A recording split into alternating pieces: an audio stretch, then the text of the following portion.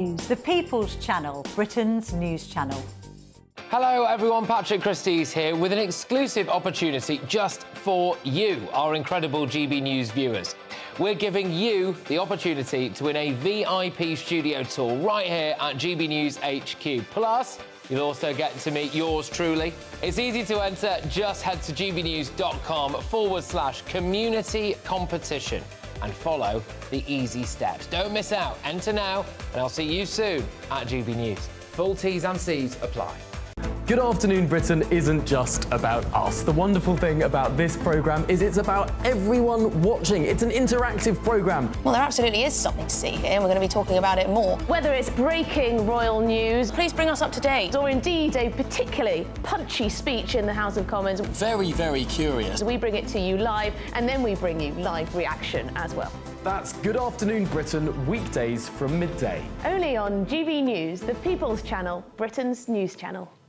Hi, I'm Michelle Dewberry, and my show is your opportunity to cut through all the noise and dive in headfirst to some robust debates. Ideas clash. Situation, No, isn't it? because the failure is- you're the failure is- deliberately avoiding my point. Nothing's held back, And if you think this is the end of it, wait for more. and we do not shy away from the difficult stuff. Sometimes I want to shake people and say, if only you understood. So join me on Jubes and Kerr weeknights at 6 p.m, only on GB News, Britain's news channel.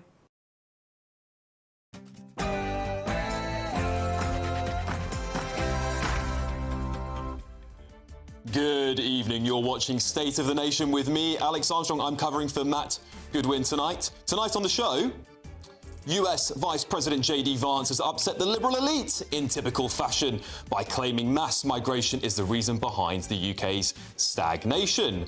Tory leader Kemi Badenoch has dismissed Nigel Farage as a reality TV star, rejecting calls to unite the right. But is she right? In what could be Labour's most divisive move yet, the government is set to force firms to publish ethnicity pay gap data. And also, as Hong Kongers take to the streets of London to protest against the brutal Chinese communist regime, I'll be joined by one of their many dissidents who now lives in the UK. The State of the Nation starts now.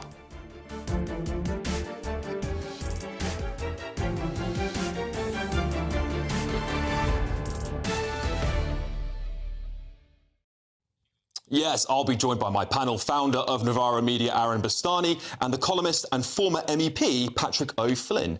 As ever, I want to hear your views, so please get in touch at gbnews.com/yoursay or hit me up on X at Alex H. Armstrong. But now it's time for your news bulletins with the brilliant Tatiana Sanchez.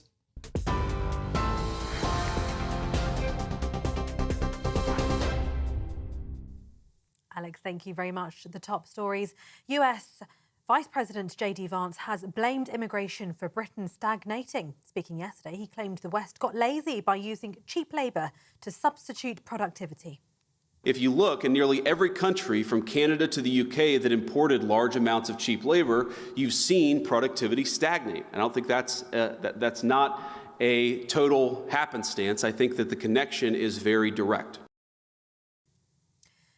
Addressing a group of tech chiefs in Washington, D.C., he added the US has also been addicted to cheap labour as well during its 40 years of failed economic policy, he said. Speaking about US President Donald Trump's recent tariffs, Vance claimed they were necessary to protect American jobs and industries from other nations.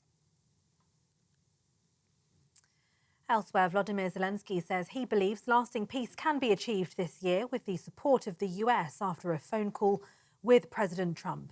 The call was described by the White House as fantastic and productive. Donald Trump says much of the discussion was based on the call made yesterday with President Putin in order to align both Russia and Ukraine in terms of their requests and needs. The Russian president and Mr. Trump agreed to a limited ceasefire on energy and infrastructure targets earlier this week. But airstrikes have continued as the Kremlin held off from accepting a 30-day truce backed by Washington and Ukraine. Zelensky spoke about last night's drone attacks on Ukraine's infrastructure, saying it showed Russia's not ready to end the war. Zelensky asked for additional air defence missiles to protect Ukraine's civilians, and Mr. Trump replied by saying he'd work with him on this, but that they'd look particularly at what was available in Europe. President Donald Trump has released approximately 80,000 pages related to the assassination of former President John F. Kennedy. Thousands of documents, including typewritten reports and handwritten notes, have been set live by the US National Archives after Trump signed an executive order to declassify the federal records relating to the 1963 assassination. Experts warn they don't expect the release to overturn the long understanding of what happened or present any earth-shattering reveals. Commenting on this, the US president says people need to make up their own minds on the case. And King Charles and Queen Camilla have made an official visit to Northern Ireland. The visit included a private meeting with First and Deputy First Ministers at Hillsborough Castle. This morning, the King and Queen visited Commercial Court, which was ranked as the most attractive street in Northern Ireland in 2022. They then visited the See Holly Gallery to view artwork that features Belfast musicians and artists. The aim of the visit was to showcase the strong links between the New Forge and the PSNI and the shared objectives of the advancement of sport for all and promoting community. And those are the latest headlines for now. More in an hour. For the very latest GB News direct to your smartphone, sign up to News Alerts by scanning the QR code or go to gbnews.com/alerts.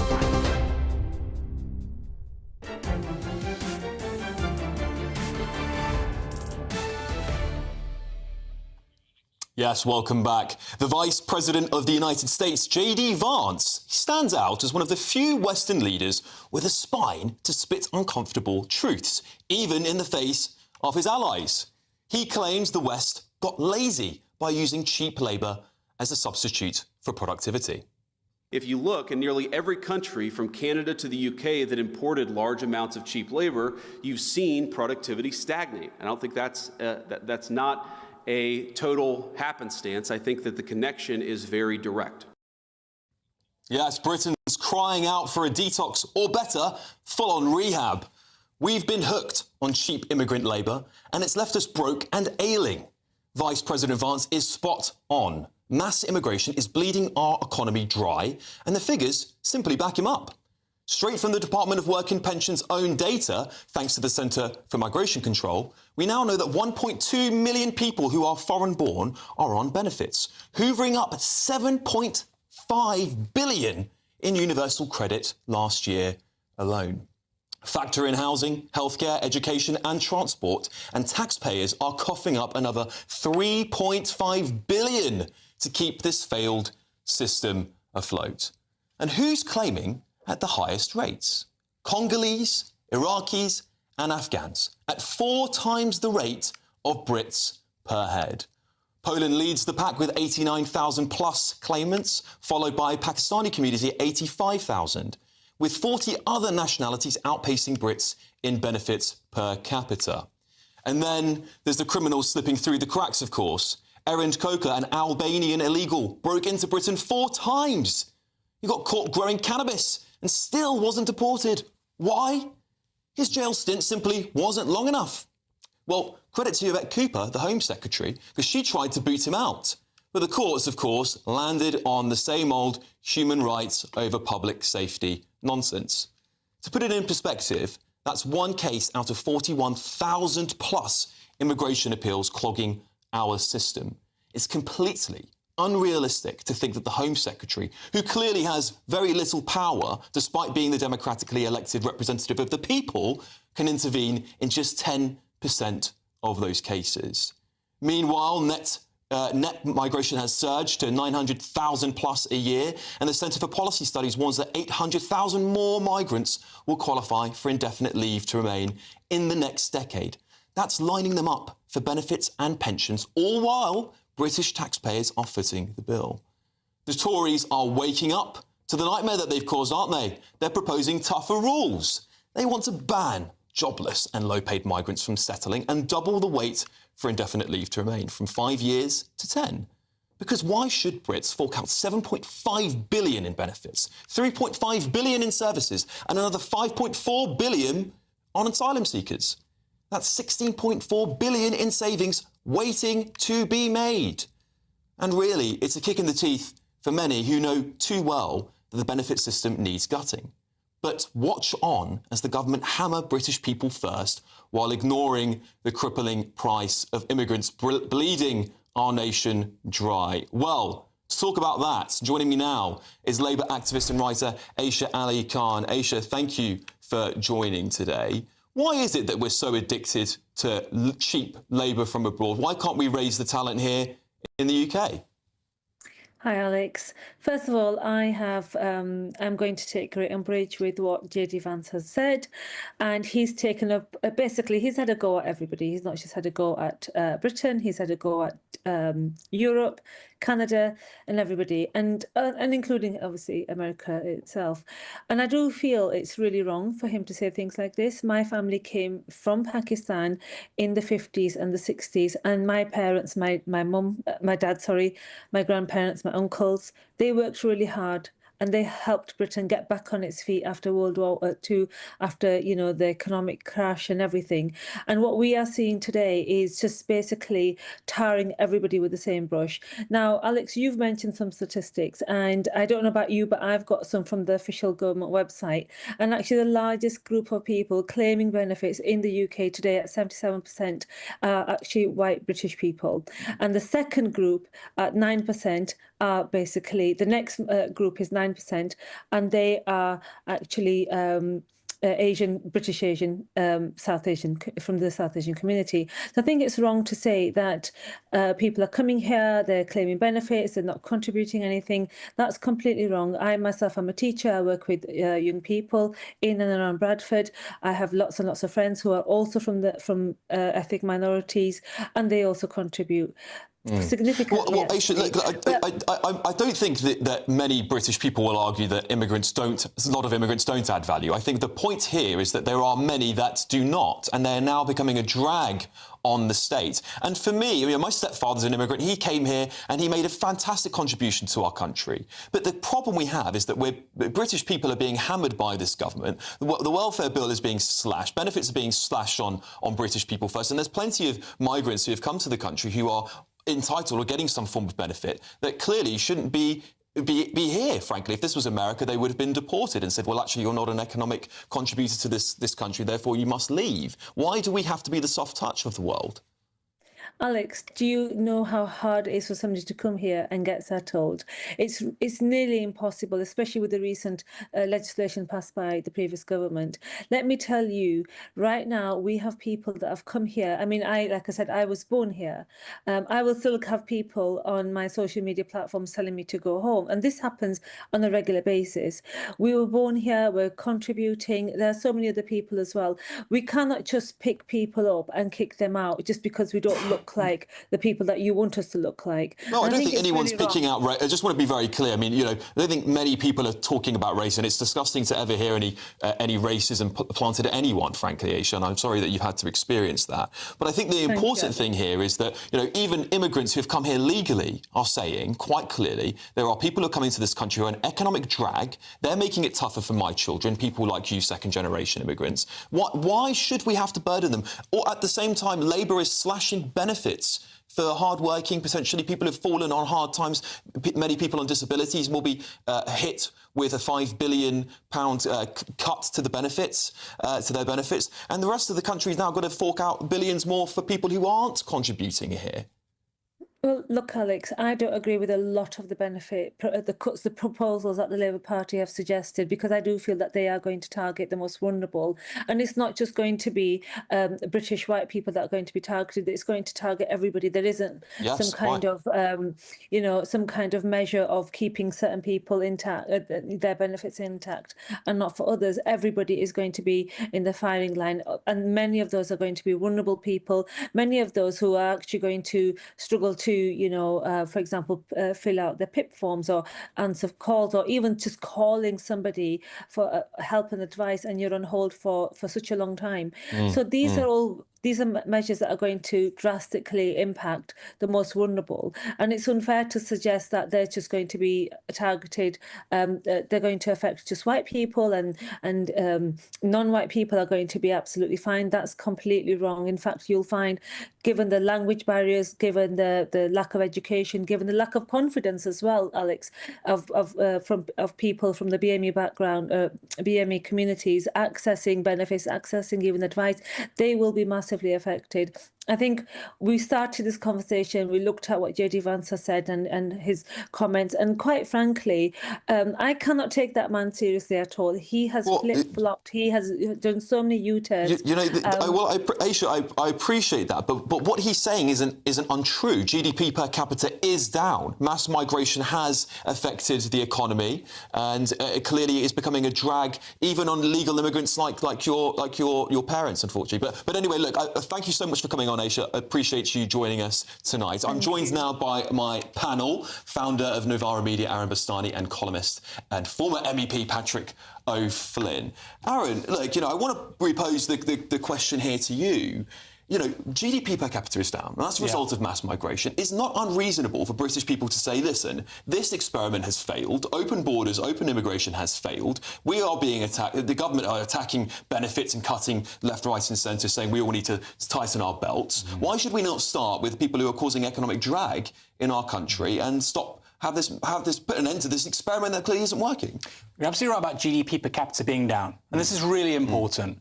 We've been in a 2 to 3 year recession with regards to output per person. And that's obviously the most sensible way to measure the economy, because you can just add more people and you get quote-unquote growth. It's not really growth. And more broadly, for about 18 years, the UK economy has not grown. Productivity today, output per person of your punters out there watching, is the same as it was in 2007. That's all true. Now, we can have a conversation about the extent to which that's dependent on immigration. I think what JD Vance said there, I'm going to disagree with your guest from a moment ago, there's a kernel of truth to it. The economic model that the West has had over the last 40 years has been to relocate production to places like China, South Asia, and to also have relatively generous immigration policies, many of which have been net contributors. What that's meant is two things. I think probably it has contributed slightly to lower productivity, but it's also meant really low inflation. And there's been a trade-off there. And I think it's really important to say to your viewers, you might want higher productivity. I certainly don't want a per capita recession forever. But we're also going to have to accept that if you want less immigration, you're going to have to invest more in things like domestic nursing. You're going to have to accept higher inflation temporarily. There are no free lunches here. Yeah, Patrick, do you accept that argument? We should, perhaps many people would argue that we should have some sort of economic recession in order to reset here and say, well, we don't want growth based on these numbers that just completely inflating our population. We can't keep up. Maybe we should just suffer the consequences for a little while and actually get back to a sustainable level of migration. Well, absolutely. I mean, I would dispute that cutting immigration will cause a recession. We certainly know that the scale of immigration over the last 20 years hasn't led to per capita GDP growth. We're not better off at all.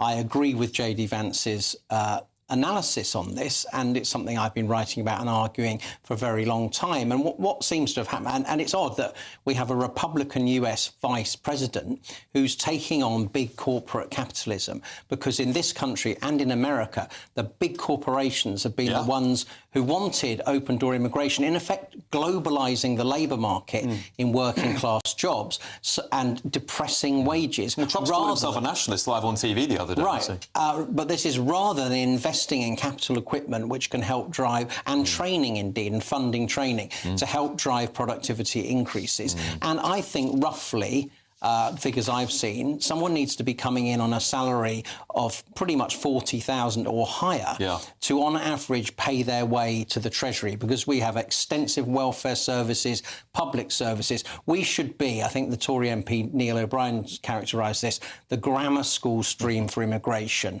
not totally, uncritical. Anyone at any level can come. Aaron, do you think the government's out of touch? They're cutting benefits for quite severely disabled people. In some cases, are saying they'll be impacted by this. And yet we can find savings, clearly, through the mass immigration open door experiment, which is clearly adding to our welfare crisis. And we've got Congolese, Iraqis, Afghans coming 4 times more than Brits, given that data there. Surely that's where we should be starting, right? I think Like I say, this is a 45-year sort of moment we're talking about. I think the post-Boris Johnson wave of immigration is probably quite distinctive. People are going to be upset about net migration of 900,000. It's really important to say that has not been the norm for the last 30, 40 years. That is very much in the last Conservative government. Whether or not it stays is something else altogether. But it is really key what Patrick just said there a moment ago. This is coming from a Republican.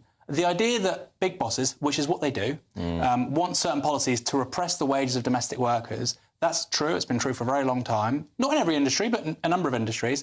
That's been a policy by the elite, for the elite, serving their interests. It is really significant that a Republican has said this, not a Democrat. Interesting. It's like a flipping of the poles, isn't it? You know, the old Democrat Party used to be the working class party. Similar to kind of what's happening here in the UK. The right seem to be going more of the left and left of the right. It's very interesting times, isn't it?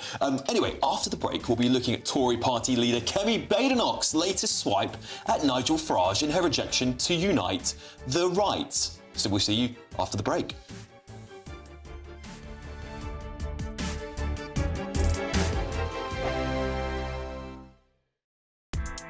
Join me, Nana Akwe, for an informative, interactive news programme with a difference. It's fun. No, he didn't say that, Dave. I'm so surprised. I think there's an element of truth to that. Join me from 3 p.m. every weekend, only on GB News, Britain's news channel. Nana Akwe, weekends from 3 p.m. Momwe is a cancer survivor, and her journey through breast cancer was transformed by the unyielding support of Sarah Ferguson, the Duchess of York. When the Duchess learned of her own cancer diagnosis, she insisted that Daphne got a mammogram. Reluctantly, Daphne did this. She went and was followed, and what followed was a life-altering diagnosis, an early-stage tumour. But the fight didn't stop there. Even after surgery, Daphne was told her cancer was aggressive, and she faced the gruelling challenge of preventative chemotherapy. Thanks to her perseverance, the support of others, and the relentless push for Sarah, Daphne is now in full recovery. Well, I'm pleased to say that Daphne joins me now. Daphne, thank you very much for joining me on the programme. Thank you, So, Nana. Daphne, what a story. Hey, I mean, you were so lucky that Sarah Ferguson, your friend, was there to tell you to go and have that check. Was there any sign to you or any symptom to you that would have irked your suspicion to get some form of mammogram done? As you know, I'm a very, very busy television interviewer, so it's very easy for people like you and I to be in denial, right? And when Sarah was diagnosed with cancer, nobody knew. Only my husband, Bill, and I knew. And her family, of course, she rang me in the middle of the night. She said, "Oh my God, I have bad news." And when it leaked to the press, when she was going through a big mastectomy, she's so brave. I penned a very personal love letter, which was published on my usual outlets in the UK, The Sun and the Daily Mail. And I just joked, and when Sarah called me in the middle of the night and said I have breast cancer, it wasn't really the perfect time to mention that my mother died from breast cancer. GB News, the People's Channel. In the GB Newsroom, we bring you the news as it happens. With our team of dedicated journalists across the UK. We're ready to keep you up to date with what's happening every half an hour, every single day. Bulletins here on GB News. The People's Channel. Britain's news channel. If you want your news to be straight talking... This is a nightmare for the Conservatives again. Down to earth. It's not just Nottingham where this is happening, is it? And most importantly, honest. Hard-working, middle-class taxpayers, they'll get their book thrown at them. Then catch me, Martin Daubney, Monday to Friday, 3 till 6 p.m. on GB News, Britain's news channel.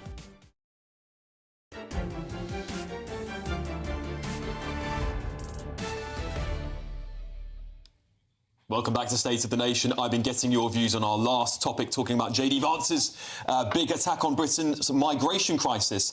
A viewer wrote in, they want these migrants here, Alex. It's been the policy since Blair. It's destroying our country.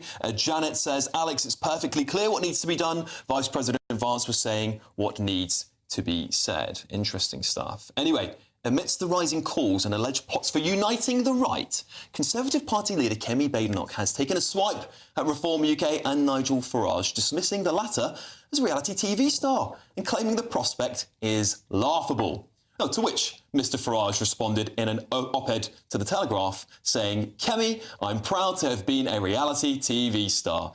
He goes on to say she should go on I'm a Celebrity, adding, "I'll gladly give her some tips if she wants to sign up for the next series." But if current polling is anything to go by, Reform's success is anything but laughable. A new More in Common poll puts Reform in joint lead with the Labour Party, both on 25%.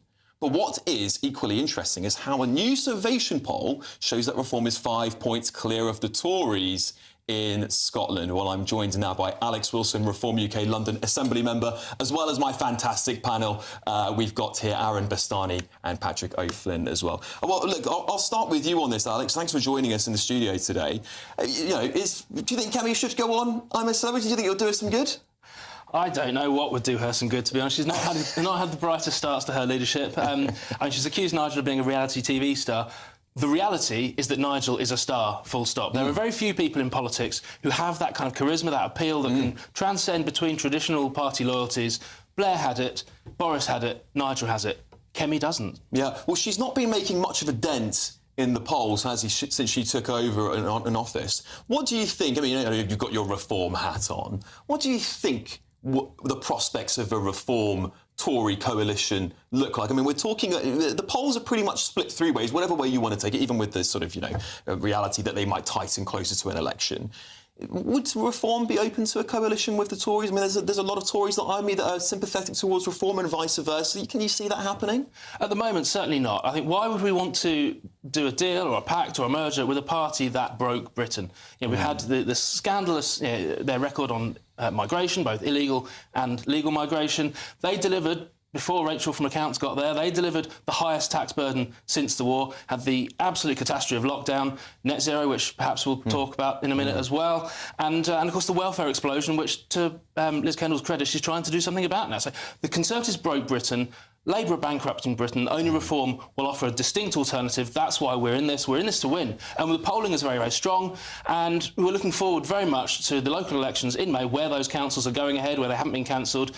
We're aiming to field a full slate of candidates, and anybody who wants to vote for real change has that chance. On May the 1st, they can vote Reform. OK, well, thanks for that, Alex. Aaron, look, the Tories, are they scrambling to get some sort of pact going? Is this Kemi playing politics here at this stage to say, no, we're not interested, but secretly we've had plots going on in the papers talking about this undercover plot going on between to topple Kemi and bring the two parties together? Do you think it's likely? I find that hard to believe, but I'll say something slightly different, which is she should show a bit more respect towards not just Nigel Farage, but the people that voted for him. He's an MP. He's not a reality TV star. He's an MP. He's been voted for by his constituents. Show them some respect and show some humility. He's been an outstanding campaigner. I'm not on the same side of politics as him, but I wish the left had somebody like Nigel Farage who could win national campaigns repeatedly. This is really important. Jeremy Corbyn was a good campaigner as a backbencher. He struggled. Well, he got more votes than Keir Starmer, didn't he? Give him credit. That's certainly true. But Nigel Farage came first in a national election with two separate political parties. That is really hard to do. Patrick will tell you that. Well, that's maybe a good time to bring Patrick in. You've seen this before, haven't you? Nigel Farage, of course, is the man who's made more political parties than I can actually think of. Actually, there's Brexit, the Reform, UKIP, of course. Maybe this is just what he's very good at. This. Perhaps maybe this would be a good time to try and take over the Conservative Party. Would that not be Nigel's ultimate victory? Well, I think Kemi is very ill-advised to be, as Aaron said, showing such a lack of respect. And I think one of the strategic goals of the Conservative Party leader should be to reach a mutually respectful relationship with Nigel Farage, because unless Kemi turns out to be so good that she obliterates Reform in the polls, then as we go towards the next election, while there might not be a pact between Reform and the Tories, there might be something akin to what Labour and the Lib Dems did so successfully last year, a sort of non-aggression pact, leaving the voters to decide which one to vote for. And if Nigel doesn't like the Tory leader, and yet there's potentially another Tory leader, say Robert Jenrick, who has more policy overlaps, then Tory MPs are quite capable of just ditching Kemi and delivering the leader that Nigel Farage can live with. So I think Kemi has set a very high bar for herself. You don't like Nigel, well, you've got to go and beat him in elections. Wow, that's really interesting. I mean, what would go back to reform, Alex, here, because obviously there's been a lot of criticism about reform, of course, in the last few weeks since the famous Rupert reform blow-up. And one of the things that a lot of people are asking about is reform softening? Is it softening its message on deportations? Is Nigel Farage softening? Is this part of the play to become the new Conservative Party? Do you think reforms are heading in a softer approach? No, reform has always been very clear where we stand on migration. We are the only party that wants to leave the ECHR. We're the only party that will deport foreign criminals, 10,000 of which are currently taking up space in our jails, which are overcrowded. So, no, absolutely not. But what we're doing is we're trying to build a broad movement. And yes, Nigel is a star, a superstar. But the party itself is bigger than any one individual. It's about the 400-plus local branches that we've been setting up since the general election. It's about the 219,000 members. And on May the 1st, it's about the 1,600 candidates that will be going into those elections, asking for people to vote for them, to be the voice of common sense in their community. We are a mass movement now. We're bigger than the Conservative Party in terms of membership. And if we carry on the rate of trajectory that we were on, then it won't be that long before we're neck and neck with the Labour Party on that measure too. And the polling, as you've seen, as we keep talking about, very, very strong, even in Scotland, which is an area that UKIP never broke into Scotland. Never got MSPs elected, never got councillors elected. We're on course to have maybe 18 or 19 MSPs this time next year. And Wales as well. And, huge opportunity for a new party to make that breakthrough where others have failed. Yeah. Well, I mean, there's also the chance that same thing happens in Germany, where the right gets split down the middle and they never get anywhere, and they end up having some sort of left-wing coalition of chaos anyway.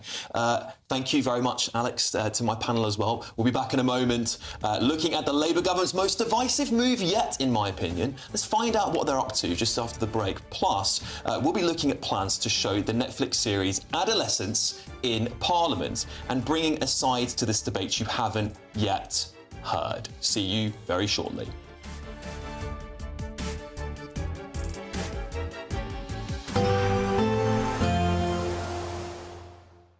Dinner under the stars tonight? That reminds me of our travel insurance. You mean All Clear Skies? All Clear Travel Insurance sponsors GB News Travel Destinations Forecast.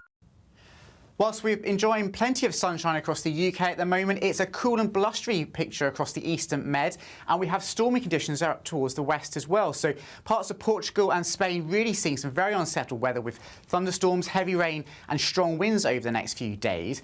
Fine across most of Italy, though, with some sunshine, and fairly decent across Greece and Turkey, but cool and blustery in those strong northwesterly winds.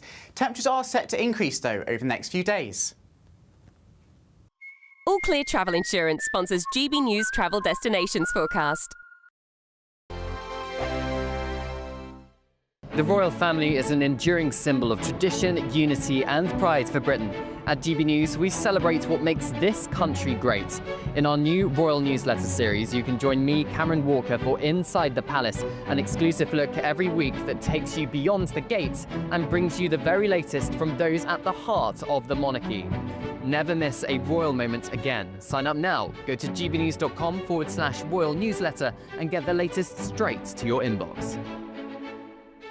If you want your news to be straight talking... This is a nightmare for the Conservatives again. Down to earth. It's not just Nottingham where this is happening, is it? And most importantly, honest. Hard-working, middle-class taxpayers, they'll get the book thrown at them. Then catch me, Martin Daubney, Monday to Friday, 3 till 6 p.m. on GB News, Britain's news channel. We're proud to be GB News, the People's Channel. And as you know, we always love to hear your views. Now, there's a new way of getting in touch with us at gbnews.com/your say. By commenting, you can be part of a live conversation and join our GB News community. You can even talk to me, Bev Turner, or any of the members of the GB News family. Join me, Camilla Tominey, for a frank and honest discussion with those in power that cuts through the spin and gets to the heart of the issues shaping our nation.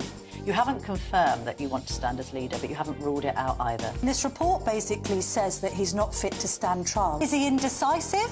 Incompetent? I deliver the dose of reality Westminster needs. That's the Camilla Tominey Show at 9:30 every Sunday on GB News. The People's Channel, Britain's news channel. Mornings don't have to be tiresome, especially if you have the right company. Wake up to news as it happens, opinion and debate, and of course, a little bit of entertainment too. Because when the kettle's on, we're on. That's Breakfast on GB News, a show worth waking up for. Every morning from 6 a.m. Only on the People's Channel, Britain's news channel. We'll spread the news, you spread the word. I'm Christopher Hope. From pop stars to politicians, I'll interview anybody in a pub who's got a political opinion. Join me every Friday on Spotify, Apple Podcasts, YouTube or gbnews.com, or wherever you get your podcasts. This is GB News, the People's Channel. Hi, I'm Michelle Dewberry, and my show is your opportunity to cut through all the noise and dive in headfirst to some robust debates. Ideas clash. Situation, isn't it? No, because the failure is you're deliberately avoiding my point. Nothing's held back. And if you think this is the end of it, wait for more. And we do not shy away from the difficult stuff. Sometimes I want to shake people and say, if only you understood. So join me on Jubes and Co weeknights at 6 p.m. only on GB News, Britain's news channel.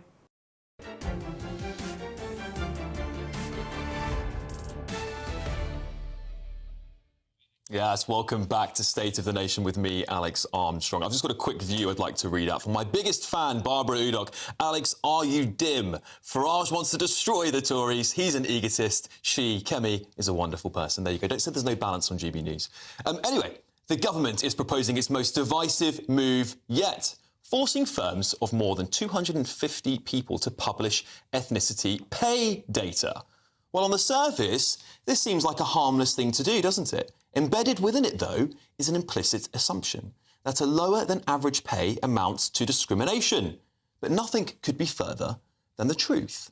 Indeed, it was just revealed a couple of weeks ago that young women are now earning more than young men.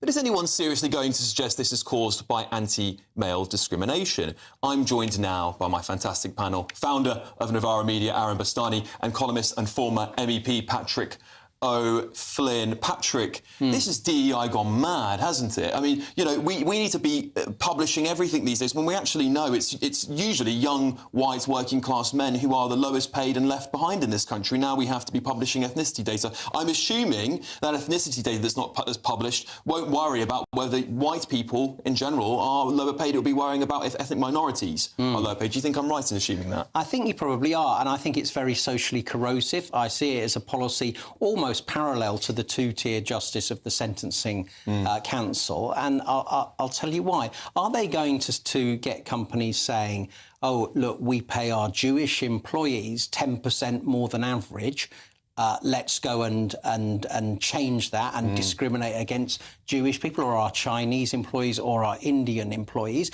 There's also a danger of misunderstanding pay differential. So, for instance, you might have a white employee structure which is older by profile than, say, your Black Caribbean employee structure, which will show up as a massive gender pay gap. But it could be that the top tier of your organisation is blokes of my age who've perhaps accrued experience that the companies find valuable. And yet, when those vacancies fall free, the company will then feel highly pressured to favour an ethnic minority candidate to try and close some of the, quote, ethnic pay gap, rather than necessarily pick somebody based on pure ability and experience for the job. And I think that was going to turn different identity groups, different ethnic groups against each other. And it's more corrosive nonsense from the Labour Party. I mean, so Aaron, look, we've just been talking about low-paid immigration into the country. Many of those countries that people are coming from are from people who are ethnically, or at least their skin colour is different to white.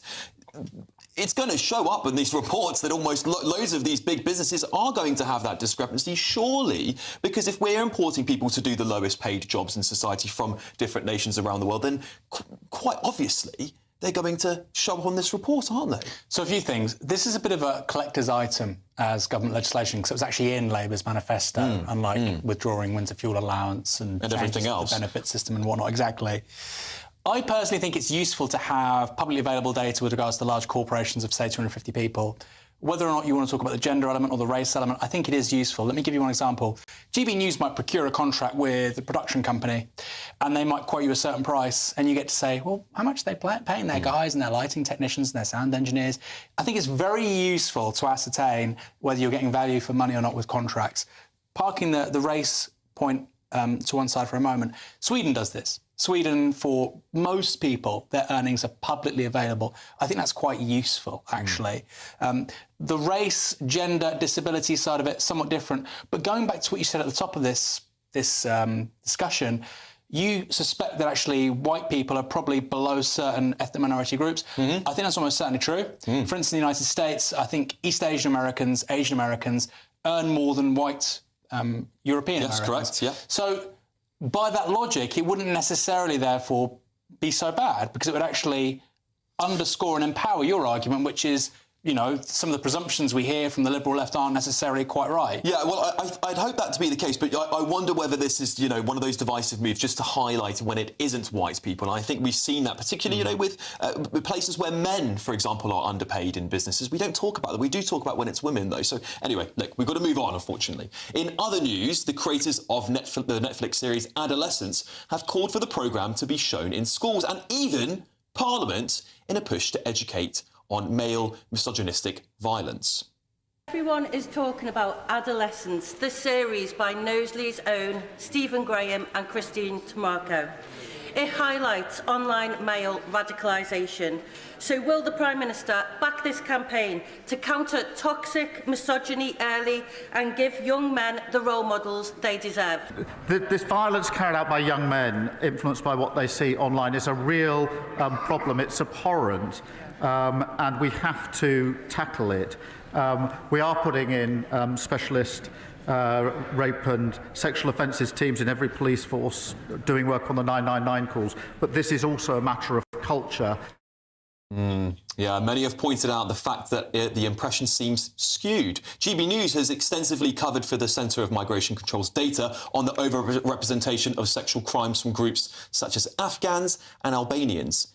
But there is yet to be a drama made depicting sexual violence from migrant communities. I'm just going to come back to my panel on this one, because this is really interesting. Well, first of all, Patrick, let's start with you. I find it quite something that the Prime Minister is willing to stand up in Parliament and talk about a Netflix drama, not even a documentary, for goodness sake, a drama, and saying how important he thinks it is for us to be talking about this. Why do we seem to be demonising young boys all the time, young white boys in Britain? It seems to be like they're the biggest fear, yet we've seen all the data coming out that they aren't. Well, I'm told this is a brilliantly scripted and acted drama, I'm sure, and I'll be looking forward to watching it. And yet there is a valid point being made. Can you imagine a similar drama series being made when the misogynistic behaviour at source may be from an overseas culture and way of thinking? And it's hard to. I think a few years back there was a drama on the Rochdale rape gang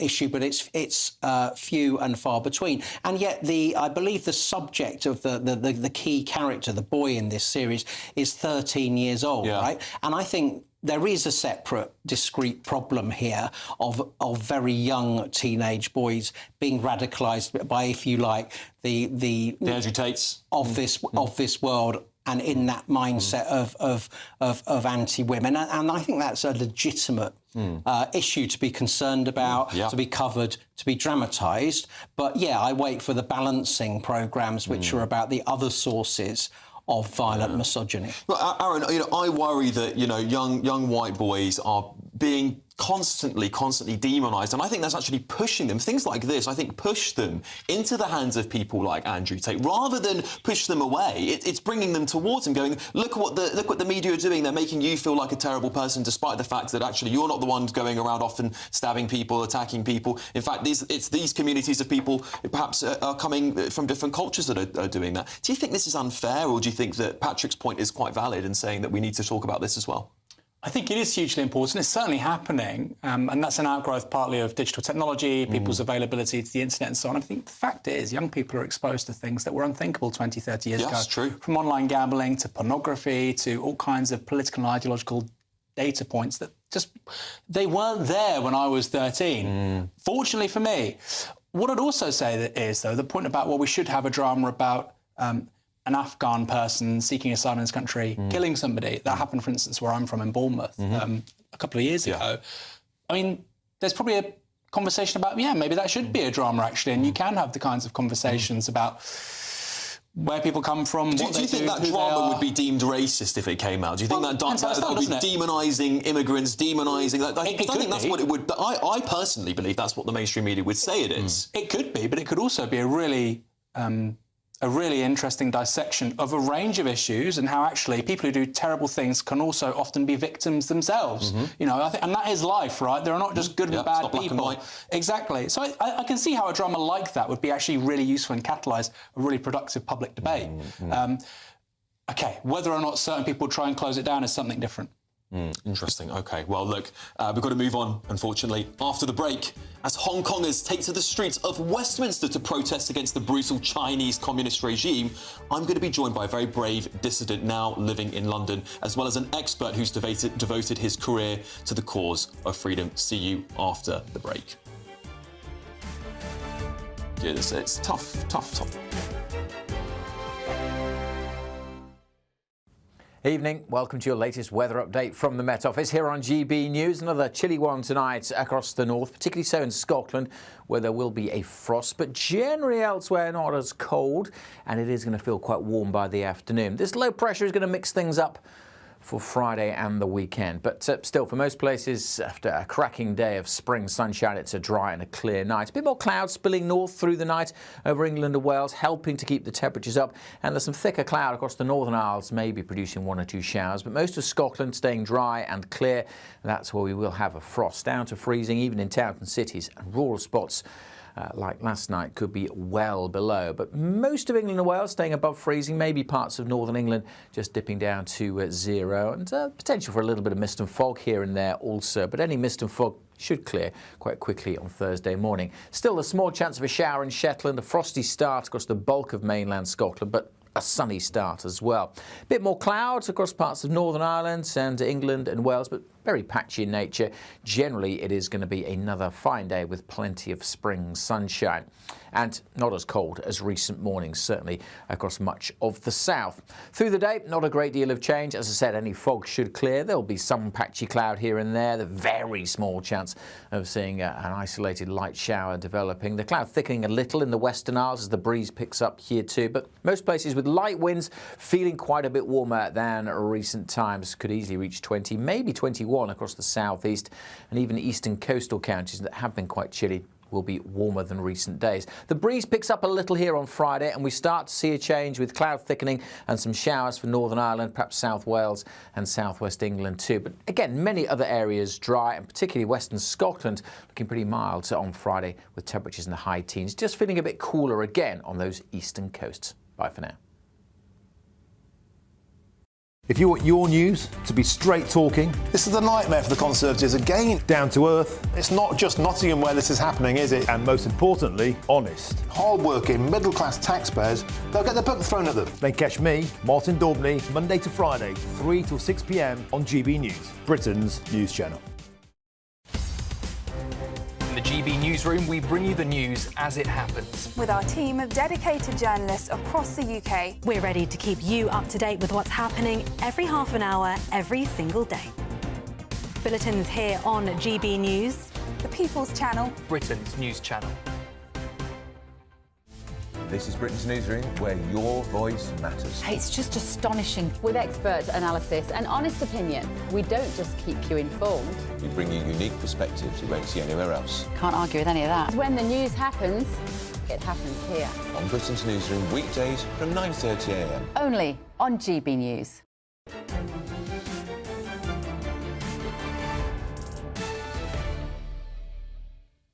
Welcome back to State of the Nation with me, Alex Armstrong. Earlier today, a protest was held in the streets of Westminster against the brutal Chinese communist regime's free speech crackdown via its national security law. It's easy to forget that while the newspaper tycoon and British citizen Jimmy Lai is languishing in prison along with other pro-democracy protesters, the government is on the cusp of allowing the Chinese communists to build a mega embassy here in central London. Joining me now is Hong Kong political activist and senior analyst for the Interparliamentary Alliance on China, Chung-Ching Kwong, as well as the Chief Executive Officer of Hong Kong Watch, Benedict Rogers. Both of you, thank you so much for joining me today. I want to come to you first there, Chung, because this protest today is vitally important, of course, for Hong Kongers who have moved here to the UK as part of that repatriation, I believe, when the hands were exchanged from China to the UK. Tell us a little bit about what exactly your protest was about and what this free speech law will do to Chinese people in Hong Kong. The protest is about voicing out for those who no longer have a voice in Hong Kong about the implications of the national security law and other repression that we have suffered in Hong Kong. And this is vitally important for us because those people in Hong Kong right now cannot speak. They're either in jail or they're just not in an environment where they can speak up for themselves. And having people overseas as Hong Kongers to speak up for ourselves and for those who no longer have a voice to say this is what we're suffering. And the UK, as a contracting party of the Sino-British Declaration, actually have a responsibility to do better, like including not having a mega embassy near Tower Bridge because it's wrong location, or not supporting forced labour in the upcoming GB Energy Bill. Like, those are the things that the UK government should be doing, not only for Hong Kongers, but for all those who are suffering under Northern Term regime, but they're not. So that protest serves as a reminder of what we're actually expecting from the UK government. There's been lots of concerns about this mega embassy as well, right? I read reports in America that the FBI arrested a couple of men in New York a few years ago, I believe it was a couple of years ago, for potentially, threatening Chinese citizens that had moved to the US and tried to get them out back to China to face some sort of justice there. Is this a fear amongst Hong Kongers in the UK now, this mega embassies being built, that may be weaponised by the Chinese government? It is definitely a worry. So if you went to the protest on the 8th of February or the 15th of March, there's actually around at least 4,000 to 6,000 people, respectively, at those protests. And a lot of them are covering themselves with masks, with hats and scarves and so on, so that they will not be photographed by people inside the embassy, which we saw on the 15th, that they were actually taking photos.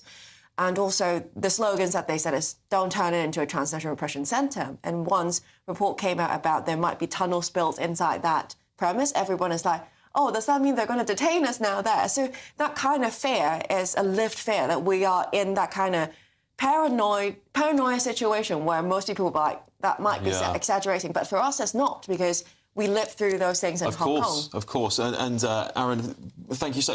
Aaron, I don't know where I got Aaron from. Benedict, thank you. Sorry about that. So Aaron was on the last show.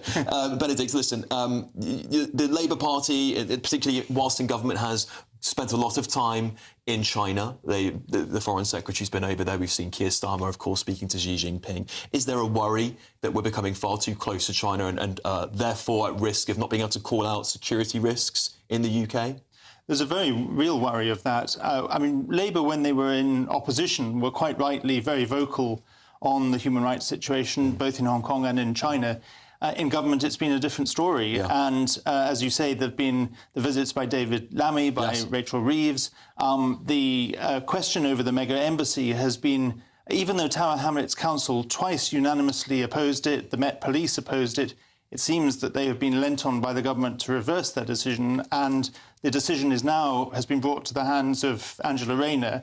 And that's why we had these two huge protests outside the old Royal Mint site, because that's the only way we can put pressure on this government to put our values of freedom and our national security ahead of a few cheap trade deals. We of course saw at the start of this term of office for this government that they got rid of the concept of bringing out a bill, freedom of speech at universities. And of course there's a lot of talk about how much say China has at our universities, obviously homes of our education here in the UK.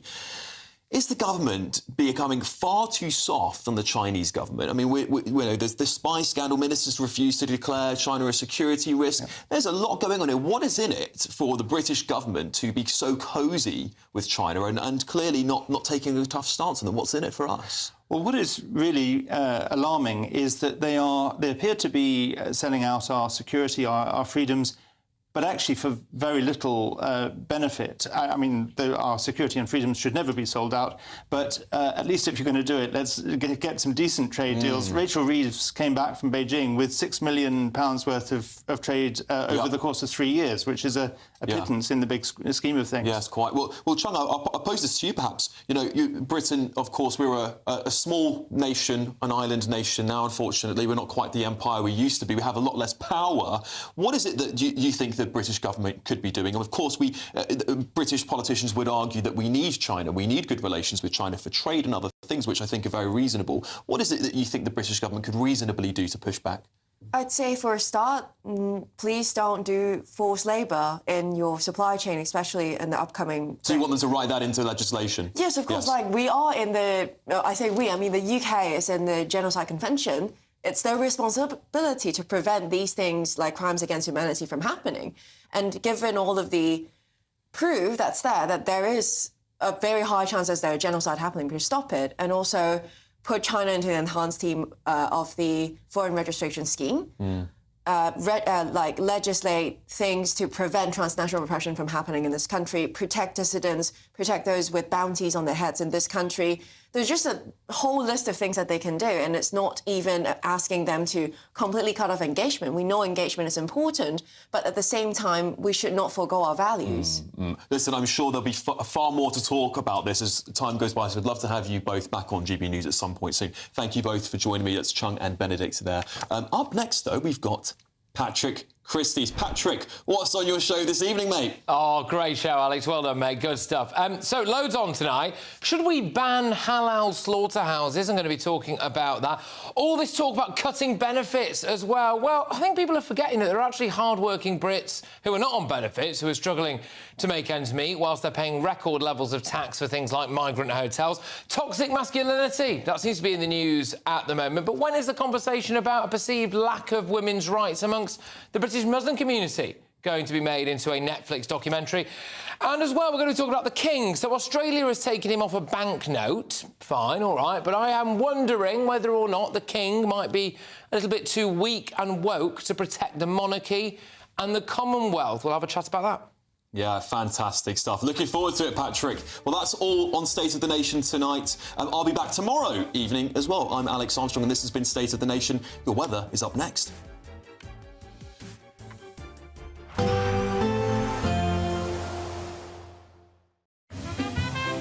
Heavy showers first thing will be followed by a warm, cosy day.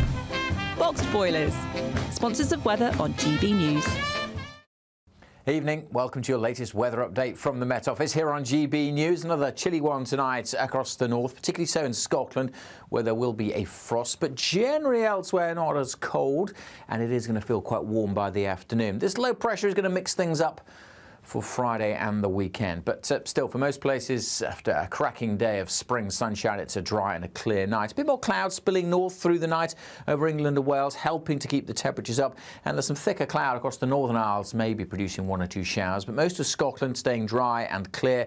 That's where we will have a frost, down to freezing, even in towns and cities, and rural spots like last night could be well below. But most of England and Wales staying above freezing, maybe parts of northern England just dipping down to 0, and potential for a little bit of mist and fog here and there also. But any mist and fog should clear quite quickly on Thursday morning. Still a small chance of a shower in Shetland, a frosty start across the bulk of mainland Scotland, but a sunny start as well.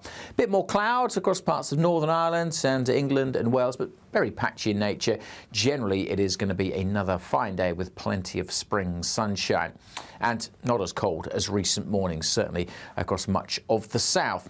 Through the day, not a great deal of change. As I said, any fog should clear. There'll be some patchy cloud here and there. The very small chance of seeing an isolated light shower developing. The cloud thickening a little in the Western Isles as the breeze picks up here too. But most places with light winds feeling quite a bit warmer than recent times. Could easily reach 20, maybe 21 across the southeast, and even eastern coastal counties that have been quite chilly will be warmer than recent days. The breeze picks up a little here on Friday, and we start to see a change with cloud thickening and some showers for Northern Ireland, perhaps South Wales and southwest England too. But again, many other areas dry, and particularly western Scotland looking pretty mild on Friday with temperatures in the high teens. Just feeling a bit cooler again on those eastern coasts. Bye for now.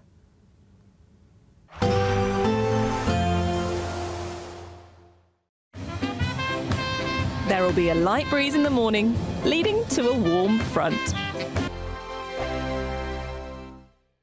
We're giving you the chance to splash out this season with an incredible £17,777 in tax-free cash. Jet off on your dream holiday, treat yourself to something special, or just save it for a rainy day. You'll also receive 2 brand new designer watches and a Mulberry handbag, so you can really look the part this spring. For another chance to win the lot, text cash to 63232. One entry costs £2 plus 1 standard network rate message, or text bonus to 63232.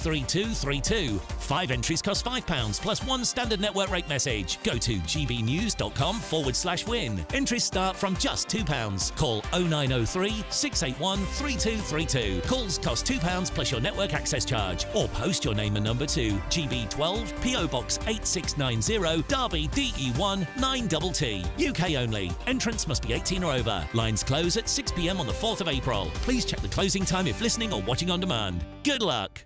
Join me, Camilla Tominey, for a frank and honest discussion with those in power that cuts through the spin and gets to the heart of the issues shaping our nation. You haven't confirmed that you want to stand as leader, but you haven't ruled it out either. This report basically says that he's not fit to stand trial. Is he indecisive? Incompetent? I deliver the dose of reality Westminster needs. That's the Camilla Tominey Show at 9:30 every Sunday on GB News, the People's Channel, Britain's news channel. Hi, I'm Michelle Dewberry, and my show is your opportunity to cut through all the noise and dive in headfirst to some robust debates. Ideas clash. Situation, isn't it? Because the failure is... You're deliberately avoiding my point. Nothing's held back. And if you think this is the end of it, wait for more. And we do not shy away from the difficult stuff. Sometimes I want to shake people and say, if only you understood. So join me on Jubes & Co. weeknights at 6 p.m, only on GB News, Britain's news channel. Mornings don't have to be tiresome, especially if you have the right company. Wake up to news as it happens, opinion and debate.